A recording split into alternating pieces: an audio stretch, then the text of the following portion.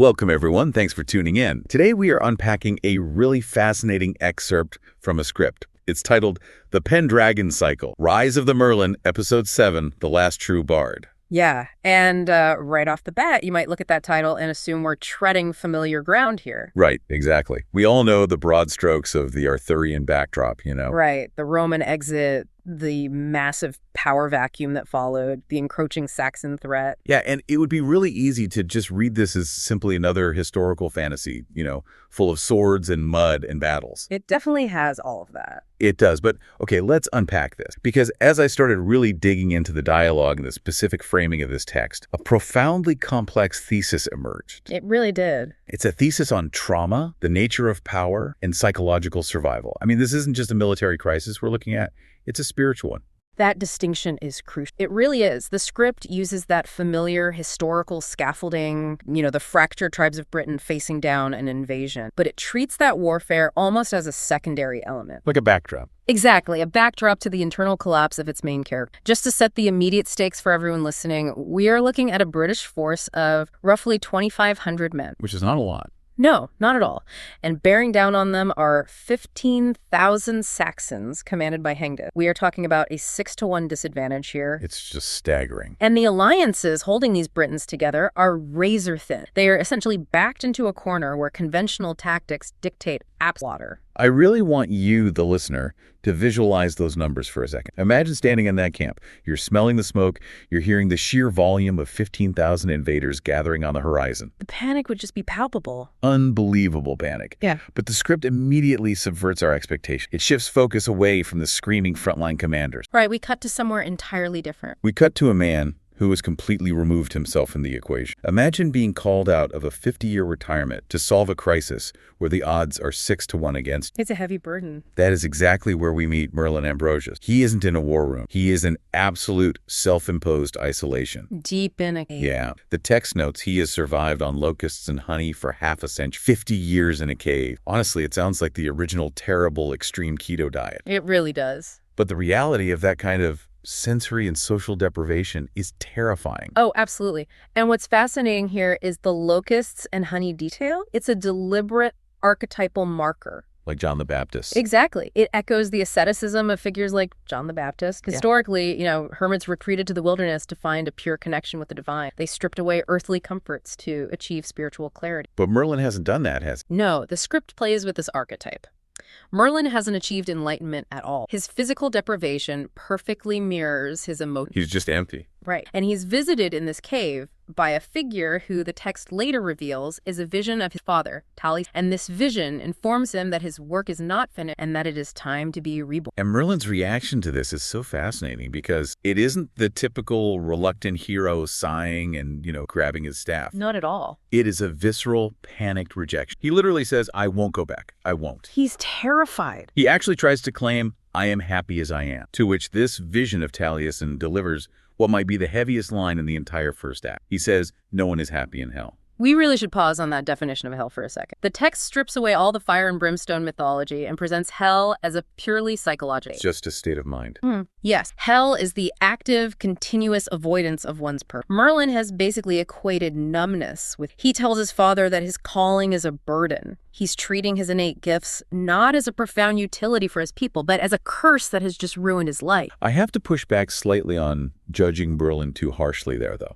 Fair enough. When you consider the universal theme of burnout, his reaction is entirely rational. We see this dynamic in modern settings constantly. Oh, definitely. You have highly capable people, visionary founders, brilliant surgeons, top-tier creatives, and they hit a threshold where the pressure of their own potential just becomes toxic. And they just walk away. They walk away, they move to the middle of nowhere and open a bakery, or they completely drop off the grid. The fact that Merlin has been eating bugs in a cave for 50 years doesn't read to me like simple avoidance. What does it read like to you? It screams of an unaddressed catastrophic trauma in his past. He views his calling as a burden because, historically for him, wielding power has brought him nothing but pain. Well, I wouldn't call it judging him harshly, but rather recognizing the destructive nature of his coping mechanism. But you make a valid point about trauma, and the text actually supports it. Right, Taliesin acknowledges it. And he does. His father acknowledges the weight of it, replying, burden it may be, but it's all you have left. That's such a bleak line. It is, but then significantly, Taliesin corrects him. He says, no, Merlin, not all. He is challenging the narrative Merlin has built around his own victory. The intervention works because Taliesin frames the return not as taking up an old job, but as a... The old Merlin has... Exact. The man who retreated to the cave must die so that the man required for the present crisis can be born. And he must be born immediately because the literal world outside his cave is hours away from being wiped off the map.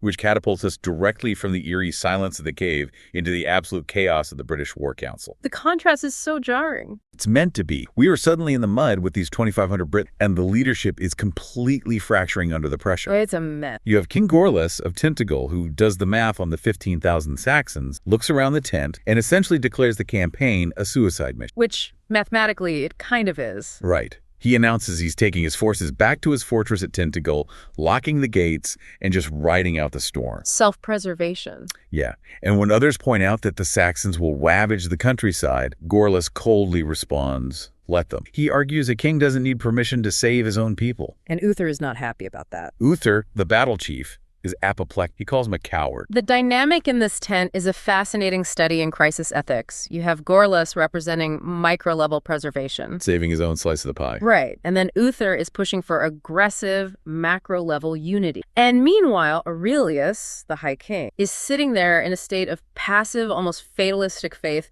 just waiting for a miracle. Just hoping something happens. Yeah. The script clearly wants us to view Gorlas as the coward, aligning our sympathies with Uther's outrage. I actually want to challenge Uther's outrage for a second. Okay, let's hear it. If we strip away the emotional music of the scene, the drama of it, and look at it strictly through the lens of resource management and fiduciary duty, to use a modern corporate equivalent. Sure. Gorlas is making a mathematically sound decision. From a purely number standpoint, yes. Right.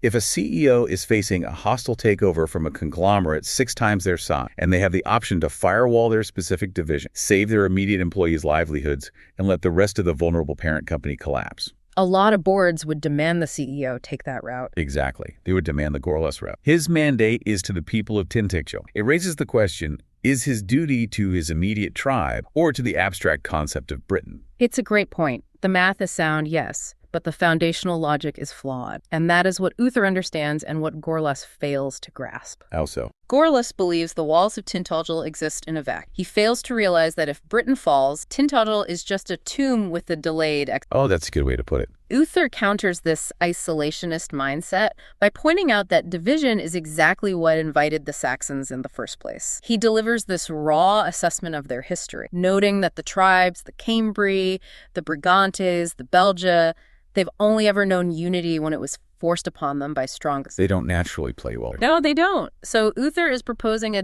desperate tactical gamble to force that unity right now. And what a gamble it is.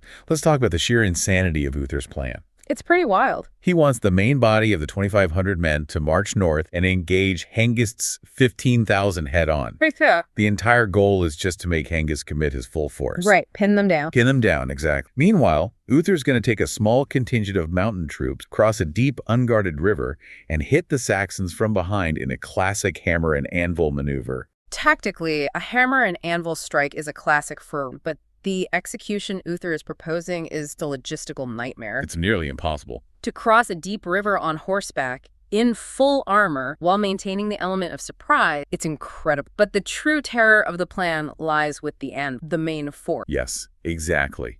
Uther's plan relies entirely on those outnumbered, terrified Britons holding the line against a tidal wave of 15,000 screaming Saxons. That's a massive ask. If that main line breaks even 10 minutes before Uther crosses the river, the battle is over and everyone is slaughtered. If Uther's horses refuse the water, everyone is slaughtered. The margin for error is essentially zero. It requires a level of unified resolve that these fractured tribes have literally never demonstrated in their entire history. Which is precisely why Uther admits to his inner circle that tactics alone won't save them. He knows it's a long shot. He knows it. He knows the High King, Aurelius, is waiting for a miracle from the Great Light. But Uther specifies that the tangible miracle they need is Merlin. They need the weapon. Right. He needs Merlin to remember his calling, ride out, and become an unstoppable force. They're looking at Merlin not as a man, but as a weapon of mass destruction that can instantly level the... Here's where it gets really in, because Merlin does show up. He does. He leaves the cave, the locust, the 50 years of hiding, and he arrives at the camp. And the leadership essentially tries to hand him the ultimate weapon. They try to give him the Fisher King. Which is a huge deal. It is. For anyone who might not be deep into the lore, the Fisher King's sword isn't just a sharp piece of metal. It is deeply tied to the mythos of the land itself. It's symbolic. Very symbolic. The concept of the Fisher King is that the health of the king and the health of the land are intrinsically linked. If the king is wounded, the land becomes a wasteland. So it's about stewardship. Yes. By handing Merlin this specific sword, they aren't just giving him a weapon. They're offering him the absolute mandate to rule. They're saying, take the martial power, take the political authority, save us. It is the ultimate temptation of conventional power. It really is. But the script subverts the standard hero's journey right here. Usually the protagonist has to claim the magical weapon to fulfill their destiny. Pull the sword from the stone, exactly. But we learn that this sword carries a legacy of deliberate refusal. Merlin's grandfather refused it. Taliesin refused it. Merlin himself has refused it in the past. And here, standing on the precipice of total annihilation, he refuses it again. It's such a powerful moment. He engages in this profound self-reflection, lamenting that he spent his youth playing kingmaker and politician. He realizes that holding the sword, engaging in the mechanics of hard coercive power, was actually a distraction from his true utility. He says he should have focused on his first calling. He declares himself the last true bard of the Island of the Mighty. The bard. I find this pivot absolutely fast. He rejects the role of the warrior king to embrace the role of the story. It's a huge shift. But it begs a massive question. In a situation where you are outnumbered 6-1 by men with axe, why on earth is a bard more valuable than a king with a magical sword? Well, I would argue it comes down to the limits of coercion versus the boundless. Tell me. A sword, no matter how powerful, can only compel behavior or physical. Uther already noted that previous kings forced unity upon the tribe, and the moment that force was removed, they fractured. Right, because they didn't really believe in it. Exact. Coercion creates compliance, but it doesn't create resilience. A bard, however, shapes the narrative. They give it meaning. Yes. The bard dictates why the men are holding the shield wall. If the men in the anvil know why they're dying, they will hold the line far longer than men. That distinction between compliance and resilience is brilliant. Merlin realizes his magic isn't meant to be used as artillery. It's meant to elevate the spirit of the Britons so they can achieve the impossible themselves. He empowers. And we see him transition into this mindset through a specific battle chant. As the chaos begins to unfold, Merlin chant, "Is it before me? Is it by my power? Is it by thine?" It's a very striking mantra. Let me read that cadence again, because it's important. Is it before me? Is it behind? By my power? Is it by thine? The rhythm of it is very deliberate. It functions less as a magical incantation and more as a psychological grounding technique. Like a meditation. Yeah, it's a real-time audit of his own ego. Sorry, I shouldn't say exactly, but your point perfectly aligns with the struggle of highly capable individuals. Oh, for sure. When you have immense talent or resource, the default reaction to a crisis is to forcefully impose your will upon it. You think, I will fix this myself. Because you know you can. Right. But Merlin's chant is an active surrender. By my power, is it by thine? He is constantly checking himself, ensuring he is acting as a conduit for a higher purpose, the great light, rather than letting his own arrogance take the wheel. However, acting as a conduit is only half the battle. If his role as the bard is to inspire resilience, he must give these terrified men a vision worth bleeding for. They need a reason to stand their ground. Survival instinct is insufficient when facing a sick. Survival instinct dictates you drop your shield and run in. Yeah, you just run away. So, to make them stand fast, Merlin introduces the ideological anchor of the entire script, the Kingdom of Summer. This is where the script just soars poetic. The Kingdom of Summer is introduced not as a battle, but as an ultimate transcendent ideal. Listen to the specific phrasing used to describe this place. It is a land shining with good, where each man protects his brother's dignity as his own, a place where truth and beauty are revered above comfort and selfish gain, and where kings extend their hands in justice rather than reach sword.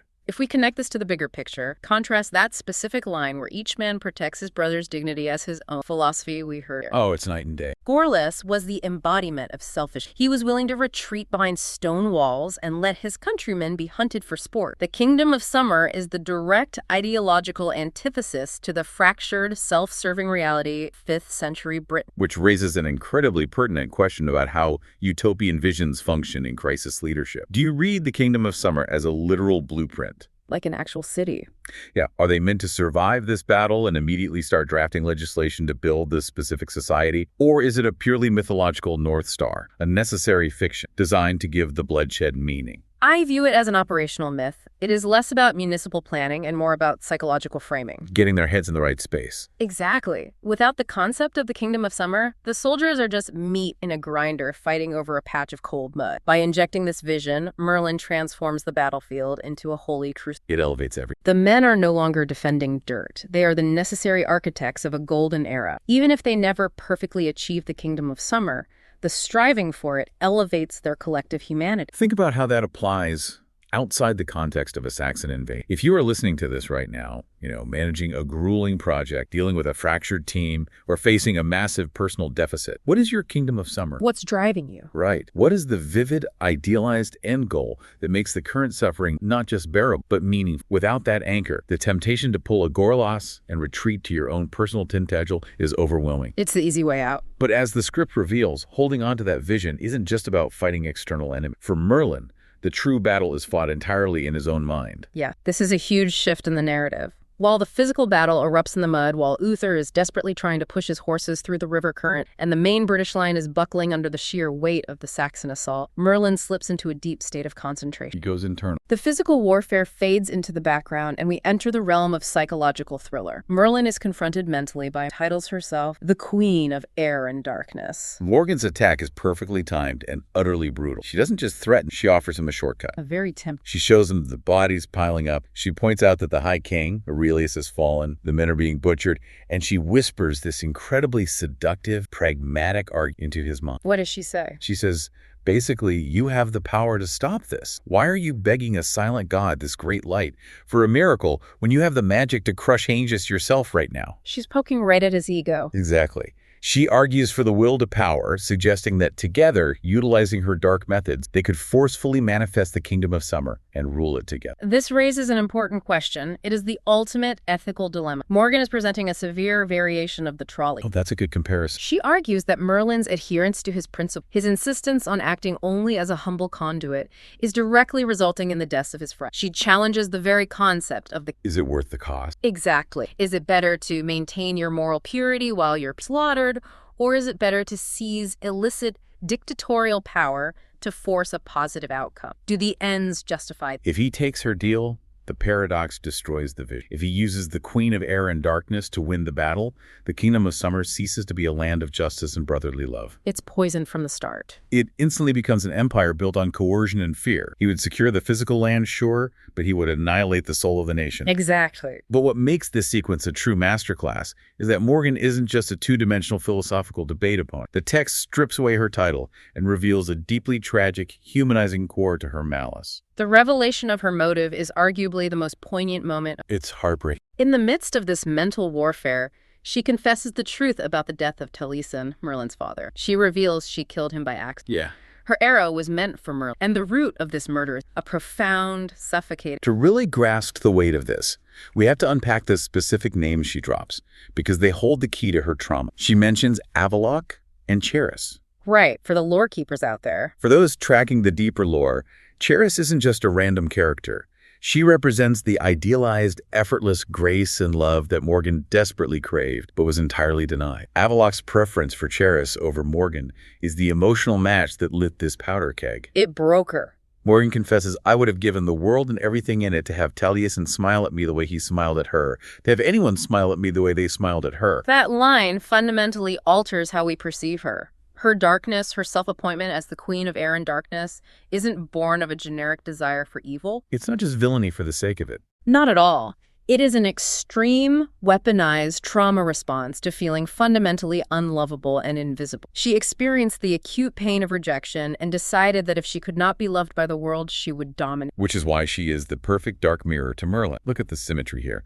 Both experienced catastrophic emotional trauma. I did. Merlin's response was asceticism. He hid in a cave, ate bugs, and starved himself of human connection to avoid feeling pain again. Morgan's response was narcissism and destruction. She embraced dark magic to burn in the world that rejected her. They're two sides of the same coin. They are two traumatized prodigies battling over the soul of Britain. But when Morgan offers Merlin the shortcut, when she tempts him to use his ego the way she uses hers, he refuses to break. He recognizes the trap. He identifies her as the mistress of lie. He sees that her power is rooted in unresolved pain, not in the great. He sees right through it. Even as the physical battle around him seems lost, he holds on to his chance. He refuses to take control. He cries out, "Great light, forgive me," maintaining his stance as the bard, the vessel, rather than the conqueror. And it is that exact refusal, that absolute surrender of his own ego in the face of maximum temptation, that triggers the climax of this deep dive. It's the turning. By rejecting Morgan's dark shortcut, Merlin breaks through the psychological warfare and experiences a transcendent reunion with the spirit of his father, Taliesin. And the text describes an action that is so intimate, so jarringly quiet compared to the slaughter outside. Taliesin gives Merlin his first shave. The sensory contrast the script employs here, it's just brilliant. It really is. In the physical world, Saxon broadswords and battle axes are hacking through armor and bone. The air is filled with the deafening roar of 17,000 men fighting to death. Total carnage. But inside Merlin's mind, time dilates. The violence is replaced by the incredibly gentle, precise movement of a father drawing a razor across his son. It's a classic universal rite of passage, but it carries infinite weight here because Morgan's arrow literally stole that timeline. He was robbed from them. Taliesin was murdered before he could guide Merlin into man. That stolen moment was the catalyst for Merlin's 50-year retreat. So this shave isn't just about removing the physical beard he grew while eating locusts. It is a metaphysical surgery. That's a great way to put it. Taliesin is gently scraping away the trauma, the shame, and the isolation that Morgan inflicted upon him. By receiving this from his father, Merlin is finally reclaiming his timeline. He's freed from the paralyzing grip of the past. It is the completion of the rebirth Taliesin promised. Hermit is gone. The last true bard. He's read. And the dialogue accompanying this act is incredibly. Taliesin doesn't tell Merlin to go conquer this axe. He gives him a cryptic instruction. He says, "You must go back." It's such an interesting line. It is an acknowledgement that his psychological retreat is he must re-enter the brutal, linear flow. And the moment this internal healing concludes, the mental landscape dissolves and Merlin snaps back to the... And when he snaps back, the dust is literally settling. The climax of the physical war happened concurrently with his psychological break. The timing is perfect. Uther's insane river crossing actually succeeded. Hengist, the Saxon warlord, is dead. The hammer and anvil maneuver crushed the invading force. But the text absolutely refuses to give us a clean, cinematic, slow-motion victory celebration. Now it's very gritty. The victory is devastatingly bittersweet. Hengist is dead, yes, but Aurelius, the High King, is also dead in the mud. The British lines held, but the cost in human life was monumental. It forces a reevaluation of the entire sequence of events. Let us look at the cause and effect here. Okay, let's trace it back. At the start, Merlin refused the Fisher King's sword, leaving the marshal. He chose to be the bard, and his psychological and spiritual fortitude inspired the main force to hold the anvil. Just because the line held, Uther, the warrior, was able to cross the river and execute the task. It was a completely symbiotic. But with Aurelius dead, the political landscape is immediately... Uther is proclaimed High King, and Pendragon. I think we need to define Pendragon here because it signifies a massive shift. Pendragon literally means head dragon or chief leader in battle. It's a warlord title. It is a title born of war, not just royal blood. Uther isn't inheriting a peaceful bureaucracy. He is being handed a fractured, bleeding nation that just barely survived. And the script makes this incredibly clear in its final moments. Yeah, it's not a happily ever after. There is no soaring music as they walk toward the kingdom of summer. Instead, the dialogue instantly descends into chaotic bickering among the surviving lords. Yes, the immediate aftermath is filled with voices shouting, "This is decided in council, and I have every right." The existential threat of the Saxons forced them into unity, but the moment Hengist's head hits the ground, the internal division... They're right back to where they started. Exactly. The victory didn't magically build the utopia Merlin envisioned. Not at all. All the blood, the incredible tactical gambles, Merlin's massive psychological breakthrough, none of it created the kingdom of summer. All it did was buy them a window of opportunity. A chance. It bought them the right to try. The physical war is over, but the exhausting, unglamorous, complex political work of actually building a nation is just beginning. The bard cleared the path, the warriors secured the perimeter, but now they have to actually govern these bickering tribes. It is a profoundly realistic conclusion to a deeply mythic story. The kingdom of summer remains a fragile North Star. Very. Merlin has accepted his calling, and Uther holds the ultimate power of the Pendragon, but their success hinges on whether they can sustain the inspiration and unity they found in the crucible of Abzas. So what does this all mean? When we step back and look at the entirety of this text, we aren't just looking at a story about outsmarting an invading army. We are looking at an intensive manual on accepting your true role. It's a psychological blueprint. It is. Merlin had to realize that hiding from his trauma in a cave was a self-imposed hell. He had to face the ultimate temptation of absolute power from a deeply wounded, humanized villain in Morgan, and he had to reject. He had to stay true to his purpose. He had to endure the painful process of healing his deepest wounds, receiving that metaphorical first shave so that he could operate purely as a conduit. He became the bard so that others could find the strength to hold the. It perfectly illustrates that you cannot lead anyone toward a kingdom of summer if your own mind is still ruled by the Queen of Air and Darkness. That's a great point. External victories require internal resolution first. And that brings me to a final thought I want to leave the listener. Drawing directly from Taliesin's cryptic instruction, you must go back the way. That specific phrasing has been rattling around in my head since I first read it. I want you to consider how that applies to your own progression. We often think of growth as purely forward momentum, right? Just pushing ahead. Leaving the past behind, cutting ties with our faith. But what if achieving your own personal summer requires you to first trace your steps? Wow. What if true progress demands that you stop avoiding the cave and instead walk back through the exact wilderness of your own trauma? Not to wallow in them as a victim, but front the places where you were broke, armed with your new understanding, and finally reclaim the narrative we are. You have to walk back through the dark to truly earn the light. That is an incredible lens to view our own struggle. Thank you all for joining us. Whether you are navigating a fractured team, facing down your own overwhelming odds, or simply trying to stop hiding from your true calling, we hope this gave you a new framework to operate. We wish you the absolute best in uncovering your own kingdom of summer, and we will catch